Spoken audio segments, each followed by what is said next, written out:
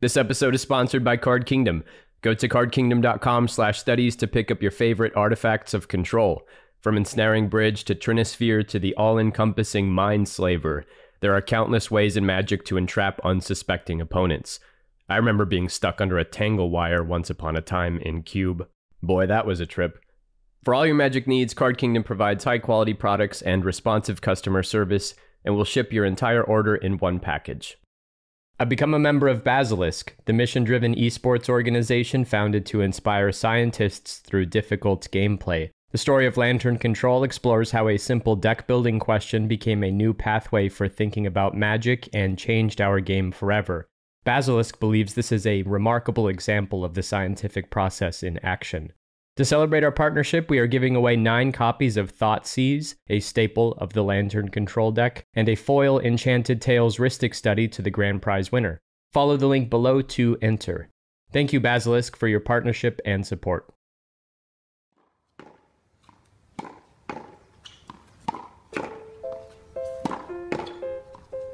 I've spent the past month racking my mind for analogies and metaphors to describe the Lantern Control deck. Lantern Control is playing tennis against a brick wall. Lantern Control is walking up a descending escalator. Lantern Control is the 1992 Danish football team, who dominated the European Championship by repeatedly backpassing to their own goalkeeper. They stalled and stalled and stalled, then won.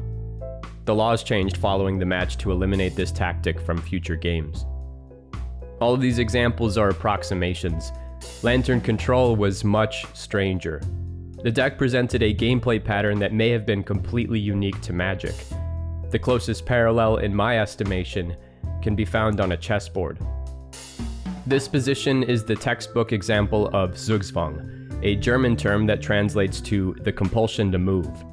In chess, Zugzwang occurs when one player, if given the choice, would prefer to pass the turn rather than move a piece, since any move will lose them the game on the spot. The 1923 match between Aaron Nimzowitsch and Friedrich Samisch has been nicknamed the Immortal Zugzwang.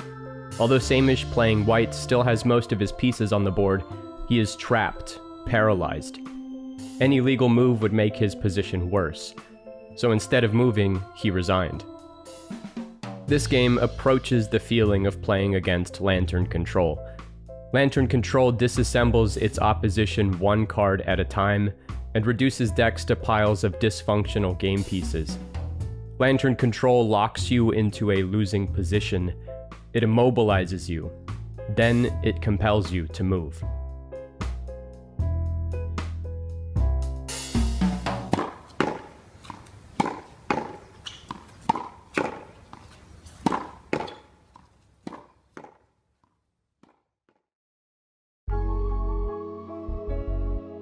In late November 2012, MTGSalvation user Zero Down had a passing idea in a new concept for a deck. The leading question was simple. What if you could manipulate your opponent's draw step such that every card was dead in their hand or useless on board? What if, instead of commanding the stack or controlling the battlefield, you went straight for the source at the top of their library? Zero Down cobbled together a quick list of cards centered around the premier combo enablers. They named the deck Top Control and wrote up a primer for the forum. Impassioned by the possibilities, Zero Down began testing on cockatrice. This is perhaps the first recorded glimpse of the idea in action, a proto-Lantern Control deck receiving concession on turn 26. Intrigued by the novelty, members of the forum began tinkering with new cards and proposing deck lists in the main thread. Pages and pages of responses poured in. This idea was so strange that any given card seemed worthy of consideration. Is Trinket Mage necessary or expensive? Is Pyroclasm or Terminus the better answer for smaller creatures? What about Porphyry Nodes? What about Ancient Stirrings to find lanterns? What about Duress to disrupt combos or Gitaxian Probe to gather further information? Even in the earliest phases of ideation, determining the deck's main colors was up for debate. The number of lands was also in contention. Lists ranged anywhere from 16 to 23 sources, with accompanying mana rocks like Talisman of Dominance and Mox Opal included for fixing. User Rogue OS commented that, People look at me weird when they realize exactly what this deck sets out to do, and then question the fact that this deck is actually 5 colors and that we only run 12 real lands. In total contrast, user John O'Cox posited that the suite of Urza lands should serve as the primary mana base, an approach that seems absurd now but was still unproven at the time. There were no straightforward answers to any of the questions that would otherwise be obvious in other archetypes, because top control was unlike anything previously assembled in modern Magic. How many lands? How many colors? How many combo pieces? How many answers? Nobody could agree. Maybe the most pressing question of them all was, how does this deck win? It took nearly 3 years, 1,500 responses, and countless iterations to answer this question. Pivotal to the deck's development was Thinker, another forum user who began theory crafting with the group and playtesting builds as early as summer 2013. In April 2015, they started uploading individual matchups of Lantern Control in Modern to YouTube. These exhibitions proved that the deck had legitimate application, that it could compete, and that it could win. Among Thinker's viewership was a curious player who saw the deck's nascent potential and started taking notes. On May 10, 2015, forum user Shadow Gripper entered the conversation with an inquiry. Hey Thinker, question for you. Why is Faithless Looting in the list? 4 days later, the same user declared to the forum, I'll be going to GP Charlotte. I plan on taking this. I've spent a lot of time practicing. Hello and welcome to the sideboard here at Grand Prix Charlotte, hosted by StarCityGames.com. So we're here with a combo deck. Yeah, combo deck. Sure, combo deck. We'll call it that. It's actually a control deck. Or prison deck. Or prison deck. More commonly referred to.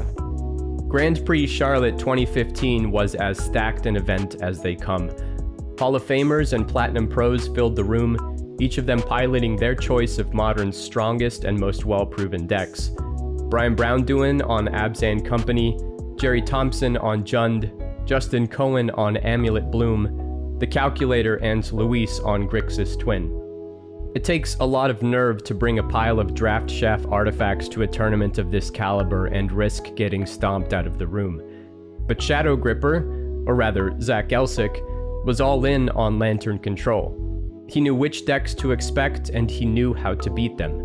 By the end of the weekend, he would stun everyone by running hot and securing a top 16 finish. The following Monday, Aaron Forsyth woke up to a surprising tournament report from Star City Games. To himself and others in the replies, it still wasn't clear just what the deck was doing or how exactly it won. As they speculated, BBD chimed in, remarking, I birded multiple matches from the deck. It was awesome and impressive in action. Meanwhile, back on MTGSalvation, Elsick was adamant he could have won the weekend with sharper play. Convinced of the deck's power, he set his sights on the next Grand Prix in Oklahoma City a couple months down the road. In theory, rogue decks like this tend to lose their edge without the element of surprise. But Lantern Control was not like most gimmick builds. The deck exploited information and hid nothing itself. It locked opponents in Zugzwang with all the pieces revealed. Elsick's list heading into OKC was a 3-color deck comprised of 17 lands, 25 artifacts, and a singleton copy of the newly printed Girapur Ether Grid. Maybe this card offered the win condition the forum so long desired. Or maybe the win condition was there all along, face up and hiding in plain sight.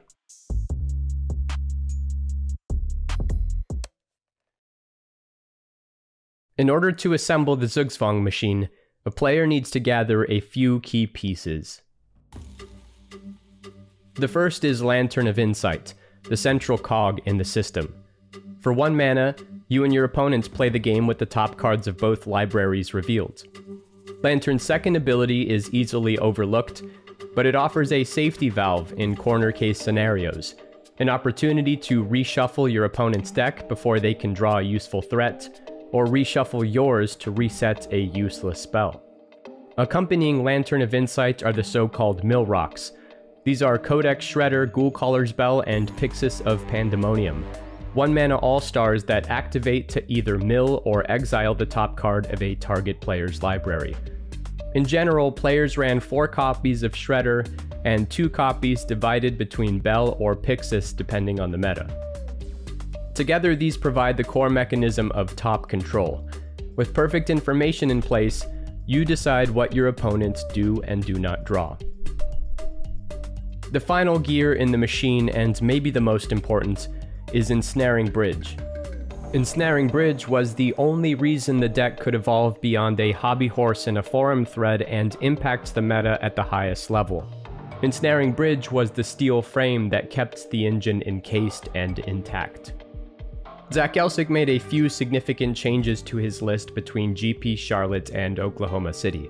Version 2.0 was sleeker, more focused, more proactive with hand disruption, and more consistent with the main game plan. And that game plan itself was a distillation of the million-dollar question. How does this deck win? In Elsick's words, "I'm finding more and more that the general public does not understand the concept that a game of Magic can be won by your opponent simply drawing a card and passing the turn, every turn of the game. The deck isn't trying to kill them, it's trying to put the opponent into that sleeper hold, preventing them from taking an action. Once you get there, you don't actually have to win. Your opponents will more or less give up against their will." Hello and welcome to coverage of Grand Prix Oklahoma City. I'm Marshall Sutcliffe in the booth with Randy Bueller, and we're ready for the finals. And we're left with Brian Brown doing playing twin. He's up against Zach Elsick, who's playing that card, Randy. He's on a Lantern control deck that has kind of been the darling of our weekend, as it really smoked everybody in day one and has found himself now in the finals of the tournament. From Friday to Sunday, Elsick ran the tables and secured a spot in the finals of the Grand Prix. His opponent was none other than Brian Browndoin, the pro who admired the Lantern deck and understood the play patterns by witnessing it at GP Charlotte a couple months before. I remember watching this match live on stream. Like the commentary team, I was awestruck by the Zugzwang machine. Never before had I seen a deck like this in action, one that played more like a vintage homebrew from the early 90s than a tightly selected 75 from the mid-2010s. Some viewers found the gameplay excruciating and dull. Others, including myself, were mystified and enthralled. We could feel the paradigm shifting in real time. The match opened with an early game haymaker from Lantern Control. Elsick took an extremely aggressive line on BBD's turn 2 upkeep by casting Surgical Extraction, naming Misty Rainforest. BBD responded with Dispel, only for Elsick to pay another 2 life for a second copy of Extraction. As Surgical resolved, Elsick found a pair of Misty Rainforests in BBD's hand, effectively stone raining 2 lands with 1 spell for 0 mana at instant speed. That is absurd! I've never seen that happen before. No, I haven't either. Highly technical lines like this defined Lantern Control's core gameplay, especially against blue-based decks like Splinter Twin. From this moment forward, every game action from one side was met with sharp resistance from the other, a power struggle for priority and permission. Seemingly innocuous decisions represented micro-advantages as the game stretched into the later turns. Splitting such hairs was the only way Elsick would win, especially against a strategy that thrived on tempo and card advantage. There's the remand. Okay, and he says, sure, you draw that thing. This goes back and I'll just recast it. So now we have Bridge on board. Uh-oh. Once Elsick secured Ensnaring Bridge, BBD's footing started to slip. Among Twin's most powerful outs in this spot was Snapcaster Mage. Knowing this, Elsick closely monitored the draw step, and on 4 separate occasions, he sacrificed his Lantern of Insight to shuffle BBD's library.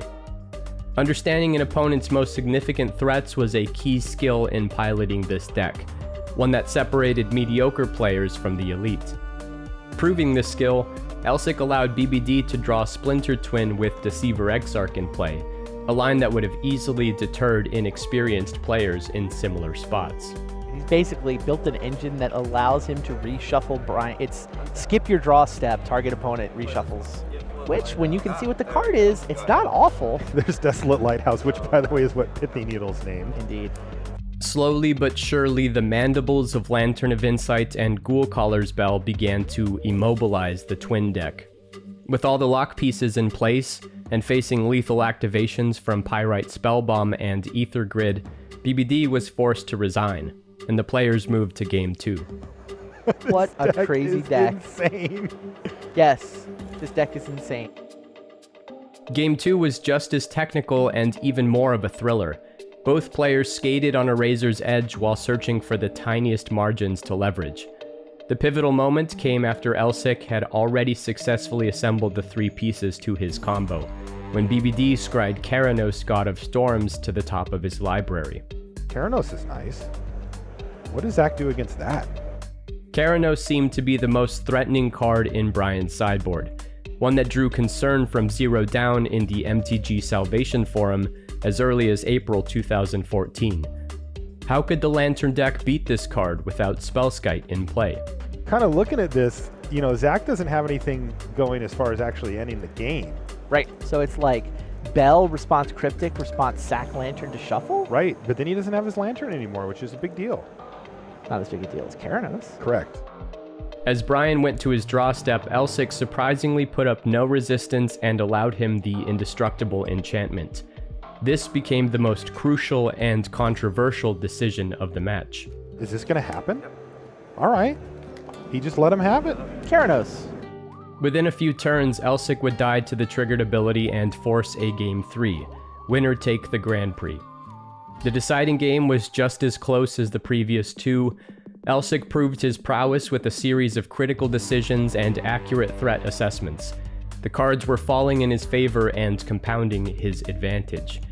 As followers and friends from the MTGSalvation thread watched along and cheered, Elsic milled the final 6 cards in BBD's library and was crowned champion of Grand Prix Oklahoma City. And that's going to do it. Zach Elsic wins with Lantern Control. To a huge round of applause and a big smile, well deserved. Also, great job, Brian Brown, doing, like you said, qualified. He was not qualified.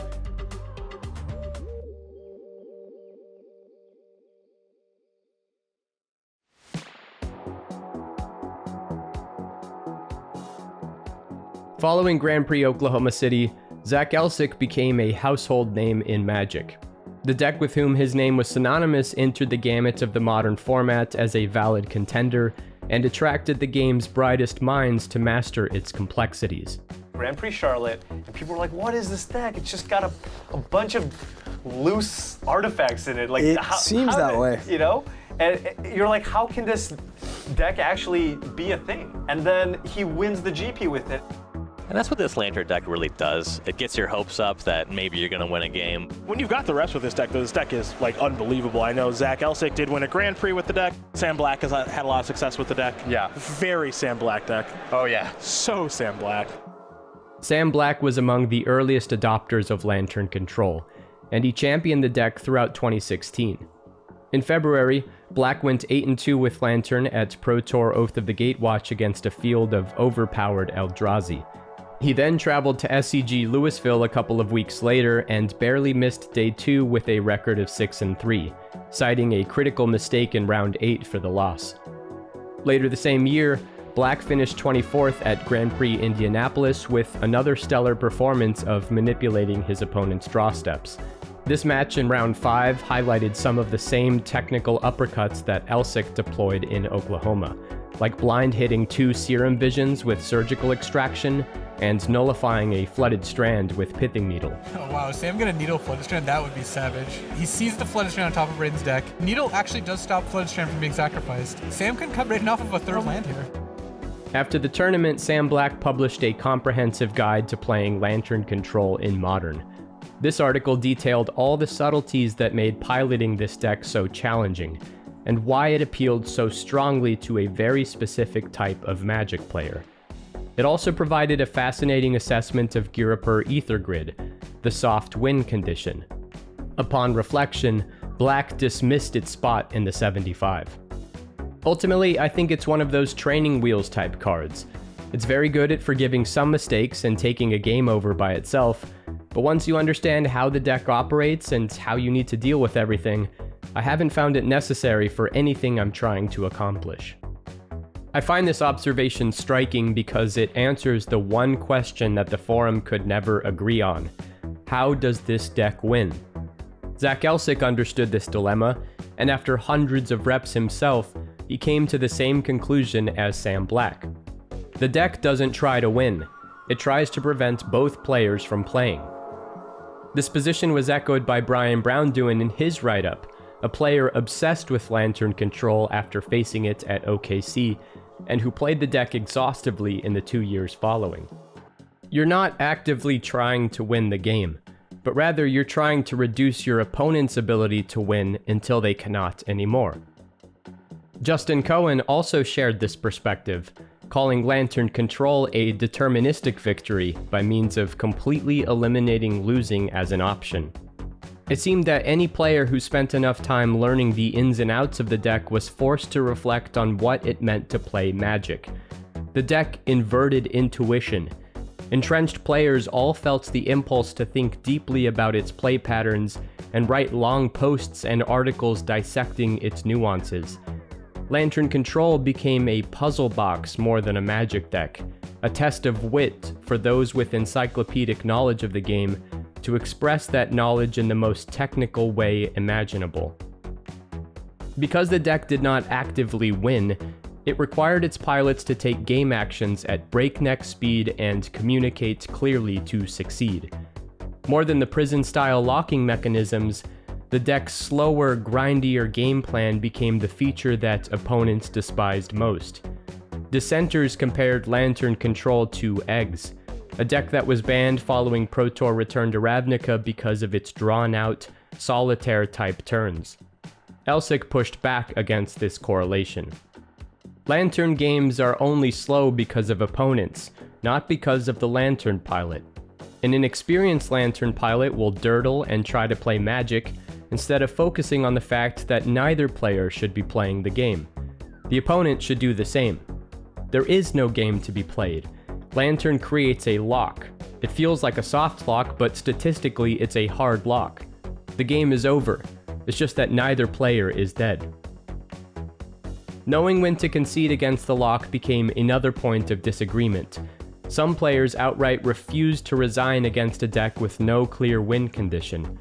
Others did not understand when it became useless to keep fighting back, forever holding out hope for a lucky draw to escape the position. Carmen Complarens faced this scenario incessantly over the course of her tenure playing Lantern in tournaments, so much so that she retired playing the deck out of fatigue. Draw the Lantern, play the Lantern, and now this is where the Lantern Control deck really starts to sink in the sleeper hold. And Kurt says, no mas! Yeah. No mas! I can't do this anymore. That's a hasty concession. Normally, so most players, they try to play through it. Yeah. My deck will cough up the 4 perfect draws in a row. All I need is 3 good cards in a row so that when a couple get milled, I can still draw one. Super likely. And then the next turn for the same thing to happen. Yeah, that's super likely. Or you could do what Kurt did, which I approve of, which is let's pack it up, pack it in, and let's play another game, which is what we're gonna do. Common wisdom concluded that Lantern plus 2 mill rocks was usually enough to seal the deal, and Lantern plus 3 mill rocks all but shut the door entirely. Regardless, the onus fell on the Lantern player to play fast and constantly urge the opponent to do the same. Cohen noted that if you are averse to encouraging your opponent to play at a faster pace, even multiple times in a match, you will lose match points. If you hesitate to call a judge over to watch for slow play, you will lose match points. If you employ the wrong rhetoric, scolding an opponent who would have responded to a nudge, you will lose match points. Not only was the deck challenging to pilot, but it required its players to constantly monitor all the interpersonal and social cues that arise in a tournament setting. It was high maintenance within the battlefield and surrounding it. Despite general chagrin toward the archetype, the deck continued to attract new players and evolve with subsequent set releases. With the printing of Kaladesh in September 2016 and Aether Revolt in January 2017, Lantern Control picked up a pair of significant artifact tutors in Inventor's Fair and Whir of Invention, as well as some mana-fixing lands in Spire of Industry and Blooming Marsh. Mishra's Bauble also began sneaking into lists this year, which was reinforced by the card's reprint in Iconic Masters in November. BBD claims that this card was by far the hardest to play in the list, a piece that offered myriad decisions and applications. Again, Lantern most appealed to those who enjoyed leveraging minute advantages that were unclear in the abstract, and Bauble provided that feature in spades. In February 2018, BBD put Lantern Control to the ultimate test by registering the deck for Pro Tour Rivals of Ixalan, as did Pyotr Glogovsky, a prolific theory crafter and connoisseur of strange builds, who made top 8 with Lantern Control at GP Birmingham a few months prior. Like the other diehards, Canister was pivotal to the deck's development throughout 2017. His streams educated players on navigating the tricky play patterns, and he created community spaces for others to share ideas and match data. He was also constantly tinkering with the deck, especially in the sideboard. This 5-0 league list from November 2017 showed off a curveball in Hazaret the Fervent, a spicy piece of tech that sadly never found legitimate application. Yet another pro player was on Lantern Control that weekend, the rising star in Luis Salvado. The Argentinian found himself in a crucial win-in in round 16 against fellow teammate Lucas Esper Bertud. After committing a sideboarding error resulting in a game loss, then winning game 2, Salvado leveraged a dominating position in the deciding game 3 over the opposing 5-color humans deck. It's just pure misery here for Lucas Esper Bertud. It's one of those situations where you're playing for the top 8. You know you more or less are going to lose this game, but you still have to play it out because you never know. Lucas Esper Bertud has to sit here effectively helpless. Staring down Zugzwang, Bertud asked Salvado an honest question. Do I have any chance of winning? Yeah. No. Do I have any chance of winning? That is going to do it, Luis. And in a wholesome display of sportsmanship, Bertud wished Salvado luck in the top 8. Congrats, man. Let's win tomorrow, right? Salvado took that to heart. Let's just settle in, Simon, to what is an incredible deck and just shows what Magic can do with thousands and thousands of cards in a pool. Yes, it shows all of the uniqueness of the modern format. You can win not by dealing damage, not by dealing poison, and to be fair, not even running your opponent out of cards. You're winning because they just don't have any chance whatsoever to draw out of the lock you've assembled. Ensnaring Bridge means you can't be attacked. With Lantern of Insight and something like Codex Shredder, you make sure that they don't draw any outs, and if there are other combo pieces, you can lock them out with Witchbane Orb or Grafdigger's Cage. There's just no way you can lose from a certain board state. After milling out Jean-Emmanuel Depraz's Death Shadow deck in Game 5 of the quarterfinals, and locking away Ken Yukihiro's Hollow Ones under Ensnaring Bridge, Salvado secured his spot in the finals of the Pro Tour. Marshall Sutcliffe was commentating that match, and reflecting on the first time he saw the deck in action. Man, it's crazy how far this Lantern deck has come. I remember its breakout performance at GP Oklahoma City with Zach Elsick piloting it. And, at first glance, it looks like the worst deck you've ever seen in your life. Standing between Salvado and a PT title was Jerry Thompson on Mardu Pyromancer, a synergistic spell-slinging deck that generally favored Lantern in the matchup. As per usual, Thompson was a great sport. He held his head high and his racket strong against the brick wall. He also understood very clearly when he was effectively dead on board. Yeah, but you have two things though, right? Yeah, so 1, 2, shuffle. I think Jerry's trying to figure out if he can just scoop. Honestly, Jerry is asking, am I... People understand that I can't win. Okay, so Jerry wants to actually concede this game. Wow. Jerry actually asking Rashad Miller so I can concede and people will understand that I can't win. And Jerry that's is the awesome. truth. That is great. Jerry Thompson very familiar. Game 1 went to Salvado, and Game 2 followed in suit. All the while, Jerry kept the table talk light and friendly, with jokes and laughs to segue the players through the turns. Thompson knew his outs were few, that the escalator would outpace his ascent. Despite producing an army of elemental and spirit tokens, the advantage bar for Game 3 remained firmly on Salvado's side of the table. Eventually, Luis activated Mishra's Bauble targeting himself and found Tezzeret, Agent of Bolas, and the commentary team started doing the math. Wow, that is going to make it effectively impossible for Jerry Thompson to win. Well, it's actually going to do 16 damage next turn off the Tezzeret. Absolutely, and guess what? Jerry Thompson's Is at that 16 life. Are we gonna see a victory via Tezzeret Ultimate? We absolutely are. Game, set, match. Lantern Control wins the Pro Tour. Luis Salvato is your champion. Congratulations. He came back and he won 3-0 over Jerry Thompson in the finals. Fantastic work for Luis Salvato. He puts his hands in the air. And darn it, he should.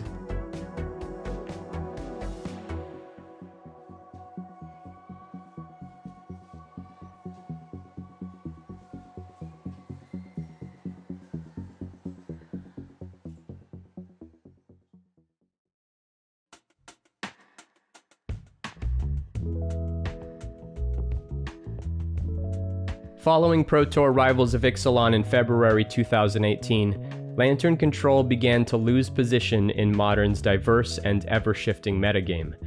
To some extent, the deck's efficacy was always dependent on the landscape surrounding it. It was always a mirror to the format, the film negatives that inverted the photograph's lights and shadows. 2018 saw the rise of blue-white control, Burn, Tron, and Jund, all relatively strenuous matchups for Lantern. Soon after the Pro Tour, a brand new contender entered the arena, a deck that challenged Lantern from a totally different angle. In March, Matt Nass made top 8 of Grand Prix Phoenix with a novel and highly complex artifact-based combo deck, then turned the corner and won 2 more Grands Prix and made 4th in another with the same deck. Ironworks combo attracted many of the same players who enjoyed the decision agency of Lantern Control, including Zach Elsick himself, who embraced KCI across various tournaments that summer. Almost overnight, Codex Shredders and company fell out of favor. Many cite January 13th, 2020 as the official death day of Lantern Control in Modern. The banned and restricted announcement that morning listed Mox Opal among the cards falling to the hammer, a foundational role player in Lantern decks for the entirety of the archetype's existence. Others instead point to May 3rd, 2019 as the day the music died, when War of the Spark introduced Karn the Great Creator to the card pool.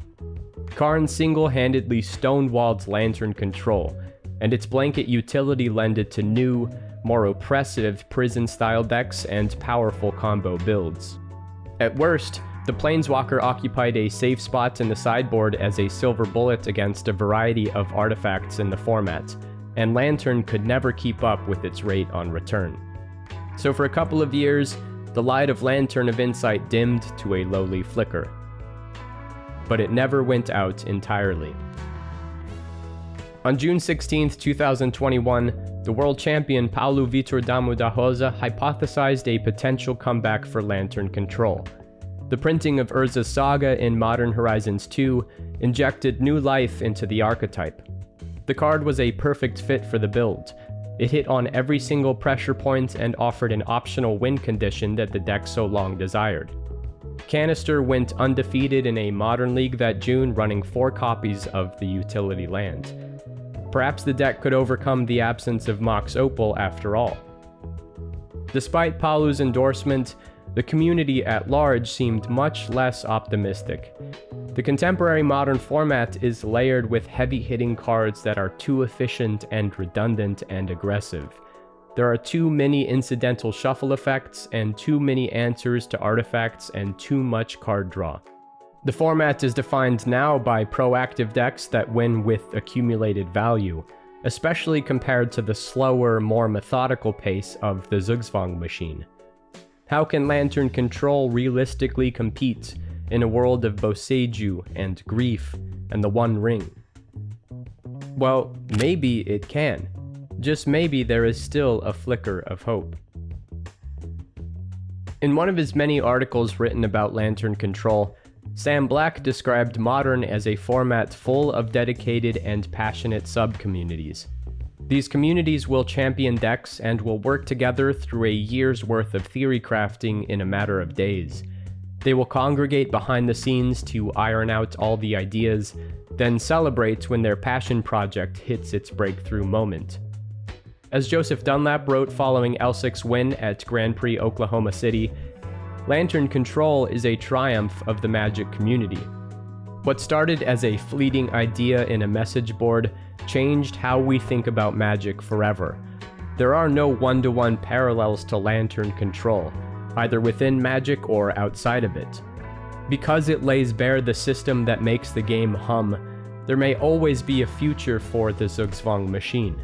There may always be a place for the deck without a win condition, the distorted reflection of the format, the antithesis of the game itself.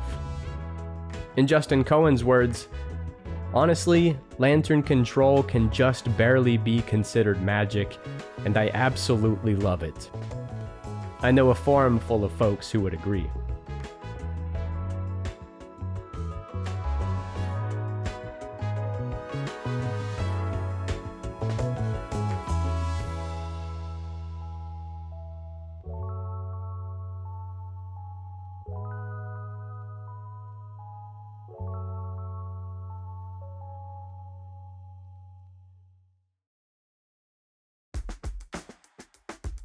The final sponsor of this episode is the Magali Villeneuve Playmat and Print collection on Kickstarter.